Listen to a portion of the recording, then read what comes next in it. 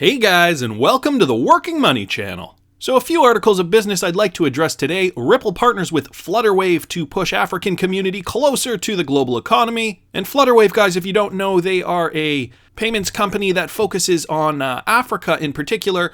And so it looks like they're working close with Ripple to bank the unbanked, as it were. We know there are a lot of African countries that have populations that are very unbanked. And so with Flutterwave partnering with Ripple in these countries, African countries particularly, that could be a good thing. Next thing here, just real quick, former CFTC commissioner and board member of ICE, backer of Bakkt, says light touch is the right approach to crypto. And they're talking about the regulation and basically how, you can't go too hardcore, you can't go too softcore, it's got to be just right. And so guys, I'm going to link these articles in the description if you want to read about all this stuff. Just talking about regulating cryptocurrencies in general, but ultimately this video is about what David Schwartz said at the Money 2020 conference in Las Vegas recently. Our pal Alex Cobb had live streamed this event. I'll link his link in the description. I actually haven't watched the full thing, but apparently it was really, really good. If you guys haven't seen it, watch Alex's video. I will, again, link it in the description. Saw one tweet on Twitter here by Adrian Hope-Bailie. Somewhere near the top of the list of things I'd have liked to avoid in my life is doing a live debate against Joel Katz, unless the topic is South African rugby history and he only gets 5 minutes to prepare. I thought that was kind of funny. I did see this article though. Ripple CTO David Schwartz, XRP and Ethereum have never had an outage, have been more reliable this year than YouTube, which is interesting. I did hear that YouTube had crashed for a couple of hours. A few days ago, I believe DM Logic tweeted about it, that his live stream got interrupted or something like that. But anyway, Ripple CTO David Schwartz just made a passionate case for crypto and blockchain technology at the Money 2020 conference in Las Vegas.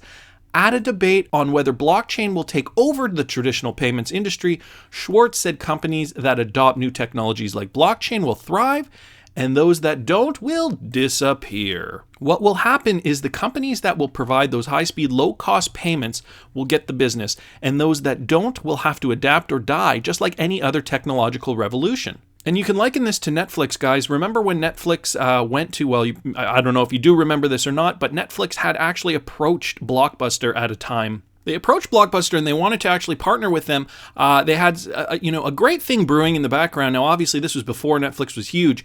And Blockbuster basically just laughed in their face. Why would anybody think that this idea was great? We've got our brick and mortar system in place. People just love getting into their car and going to rent a movie just to drive back to their house and watch it and pay $5 plus for the rental, by the way. People love doing that, and this is a system that's been working for so long. Why would we ever listen to you, silly Netflix? Well, we saw how that turned out, right? According to Schwartz, these factors will place the blockchain on top: security, reliability, and governance.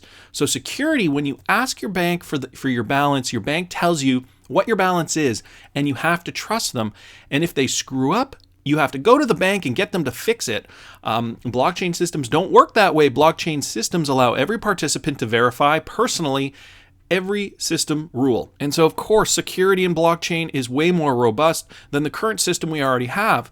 Reliability, it's kind of a cheap shot, but the medium blockchain has been more reliable this year than YouTube. I know, a cheap shot, right? YouTube had a 2-hour outage a couple of days ago. The last Bitcoin system outage was 2013. It was due to a bug. They fixed the bug and haven't had an outage in something like 5 years. The XRP ledger, like the Ethereum ledger, these systems have never had outages. They're very, very fundamentally reliable. And guys, we have to remember, he talks about the Ethereum ledger as well, because XRP and Ethereum are two relatively new blockchains compared to Bitcoin. Bitcoin has been around for about 10 years, and the technology is getting dated, it's getting old. And so, with anything in version 1, there's reasons why we still don't use operating systems in their first version. There's patches that come out all the time, even on your Netflix app. When you open it up, every now and then you have to download a patch because there's some kind of update that they want you to have. Well, this is kind of the same thing, right? Bitcoin,